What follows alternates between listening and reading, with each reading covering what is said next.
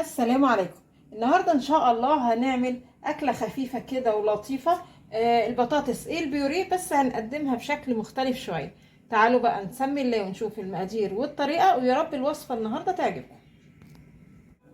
معايا هنا بطاطس مسلوقه، اي كميه تحبيها. ههرسها كده بالشوكه، والاحسن تكون البطاطس لسه سخنه عشان تتهرس معاكي كويس قوي.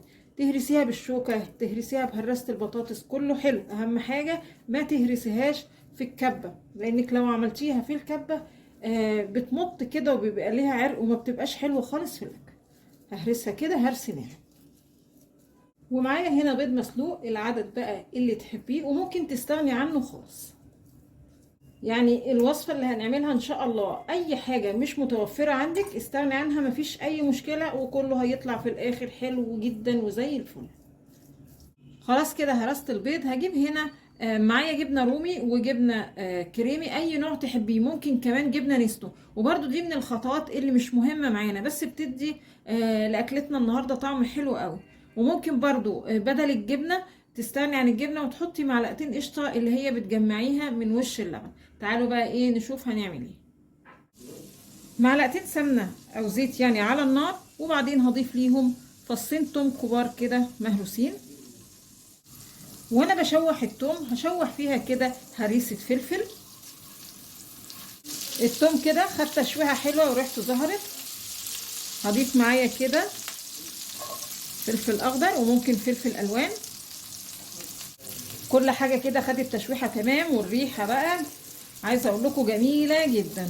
بعد كده هضيف البطاطس، اقلب بقى المكونات مع بعض كويس. في الوقت ده انا مهدية النار شوية. بعد كده هدي رشة ملح،